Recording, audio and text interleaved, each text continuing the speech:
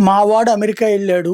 అక్కడేదో ఉద్యోగం చేస్తున్నాడు. మా వేలు విడిచిన మేనమామ గారి అబ్బాయి, తమ్ముడి కొడుకు భార్యకి సుట్టమవుతాడండి. దగ్గర సుట్టమే కదా అని పంపించాంతో బిగిన్ అయినటువంటి రోజుల నుంచి ఇప్పుడు మా తమ్ముడు వెళ్ళాడు, మా అబ్బాయి వెళ్ళాడు, మా అన్న కొడుకు వెళ్ళాడు. ఇట్లాంటి రోజులు.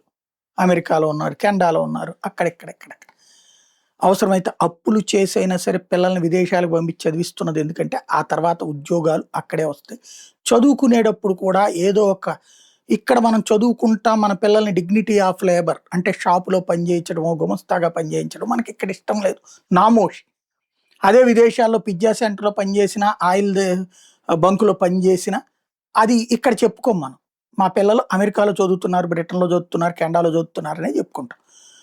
ఇలాంటి సందర్భంలో అమెరికా మీదైతే భారతీయులు నమ్మకం కోల్పోయారు. తాజా సర్వేలో తేలుతున్నది ఏంటంటే దాదాపుగా ఒక్క మనమే కాదు, ప్రపంచవ్యాప్తంగా కూడా అమెరికా మీద డిపెండెన్సీ నమ్మకం కోల్పోతున్నారు. ఈవెన్ ఇన్వెస్టర్లు ఇదివరకు అమెరికాలో పెట్టుబడి పెట్టే వాళ్ళల్లో $100 ఇదివరకు స్పెండ్ చేసేవాళ్ళు ఇప్పుడు $26 మాత్రమే స్పెండ్ చేస్తున్నారు. అక్కడ స్టాక్స్ మీద పెట్టుబడులు పడిపోతున్నాయి. అమెరికాని నమ్మడం తగ్గిపోతుంది. 2022లో పీక్ స్టేజ్‌లో ఉండేది అప్పుడు $100కి $92 అక్కడ పెట్టుబడి పెట్టేవాళ్ళు ఇప్పుడు $100కి 26 పెట్టుబడి పెడుతున్నారు బయట నుంచి వచ్చినటువంటి వాళ్ళు. ఇది క్రమంగా మారిపోతోంది అమెరికా మీదన ట్రంప్ వ్యవహార శైలి కావచ్చు ఇదంతా అన్నటువంటిది ప్రస్తుతం చర్చ జరుగుతుంది.